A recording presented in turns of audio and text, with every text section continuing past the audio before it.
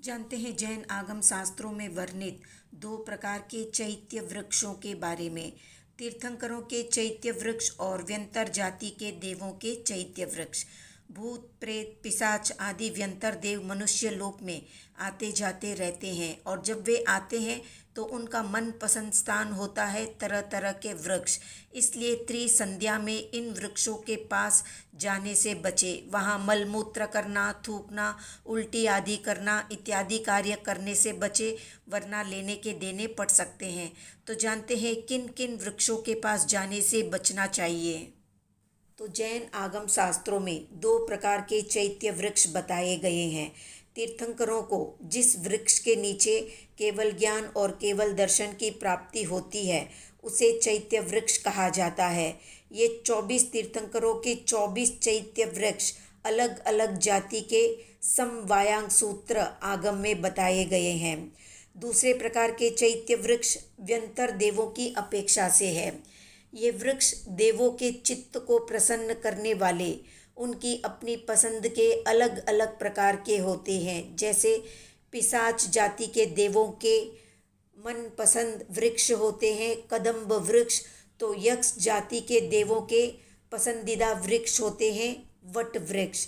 भूत जाति के देवों के पसंदीदा वृक्ष होते हैं तुलसी के वृक्ष, तो राक्षस जाति के देवों के पसंदीदा वृक्ष होते हैं कंडक वृक्ष। किन्नर जाति के देवों के पसंदीदा वृक्ष होते हैं अशोक वृक्ष, तो किम पुरुष जाति के देवों के पसंदीदा वृक्ष होते हैं चंपक वृक्ष। महोरक जाति के देवों के पसंदीदा वृक्ष होते हैं नाग वृक्ष, तो गंधर्व देवों के पसंदीदा वृक्ष होते हैं तिंदुक वृक्ष। इस प्रकार 8 व्यंतर जाति के देवों के प्रिय वृक्षों को चैत्य वृक्ष कहा जाता है। ये सारे देव मनुष्य लोक में भ्रमण करते हुए इन वृक्षों पर अल्पकालीन निवास करते हैं और मनुष्य लोगों से अपनी कुतूहल प्रकृति का पोषण करते रहते हैं।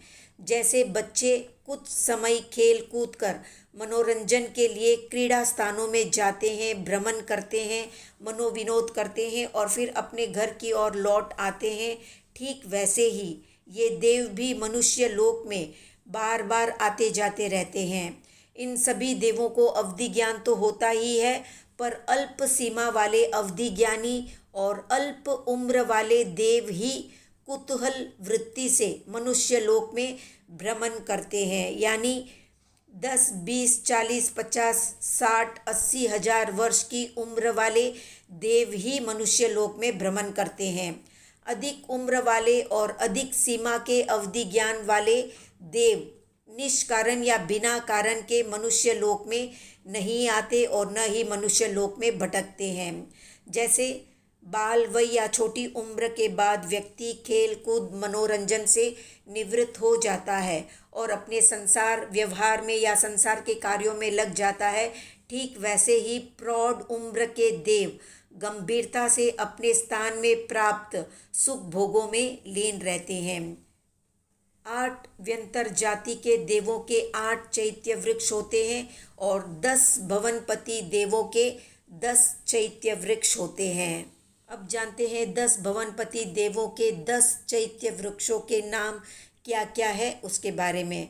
तो पीपल का वृक्ष, सप्तपर्ण का वृक्ष, सालमली वृक्ष, उम्बर का वृक्ष, सीरीस वृक्ष, दधिपर्ण वृक्ष, अशोक या बिंजुल या बंजुल का वृक्ष, पलाश का वृक्ष और लाल एरंड का वृक्ष या व्याघ्र वृक्ष और कनेर का वृक्ष। तो इन 10 प्रकार के चैत्य वृक्षों पर भवनपति देव आते जाते रहते हैं। तो ये थी संक्षिप्त जानकारी। आज का प्रश्न है व्यंतर जाति के देवों के मूल कितने प्रकार होते हैं, कमेंट में बताएं। वीडियो पसंद आया तो लाइक शेयर सब्सक्राइब करें।